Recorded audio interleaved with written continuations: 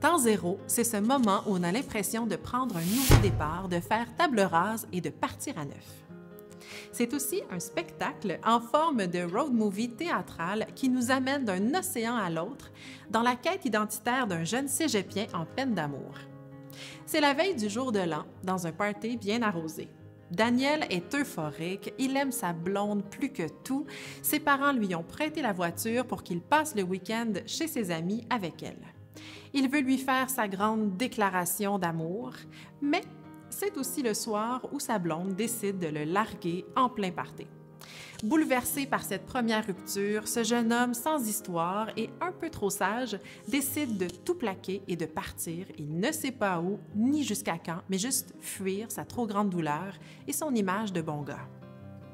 Son voyage vers l'Ouest le mènera à expérimenter la vie à la dure. Il va se retrouver en pleine manifestation à Ottawa, où il fera la rencontre d'Annie, une jeune anarchiste délurée au passé trouble qui n'a pas la langue dans sa poche et qui le convainc de la conduire jusqu'à Vancouver.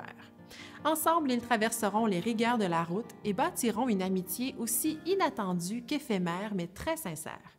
Jusqu'à cette soirée dans un bar de Calgary où le vernis craque et les secrets se révèlent. Parce que c'est une conne. Et pourquoi tu sortais avec une conne?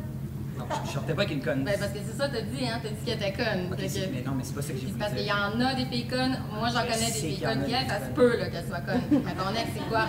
Pourquoi qu'elle était conne? Genre, elle t'a menti? Non. Elle t'a niaisé? Elle t'a manipulé? Elle t'a trompé avec ton petit frère le jour de ta fête? J'ai même pas de petit frère, là. Okay, c'est quoi, d'abord? Elle était pas conne, OK? Elle a rien fait de pas correct, là. Elle m'a juste laissé.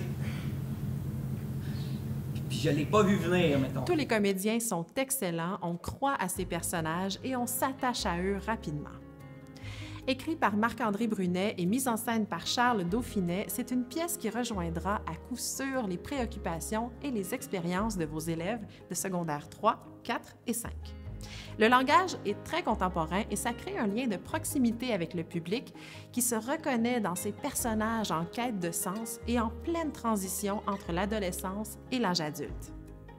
Les décors sont épurés, ce qui permet de recréer tous les lieux de l'histoire. La scénographie comprend beaucoup de projections vidéo pour illustrer, entre autres, les textos que s'échangent les personnages. C'est un choix qui contribue lui aussi à poser cette histoire dans un univers que vos élèves reconnaîtront.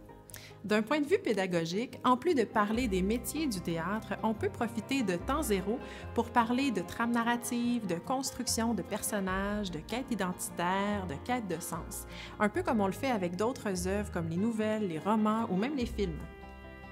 Temps zéro, une pièce qui marquera vos élèves grâce à l'intensité et la véracité du propos, le tout avec un ton réaliste, parfois teinté d'humour qui ne dramatise pas les événements.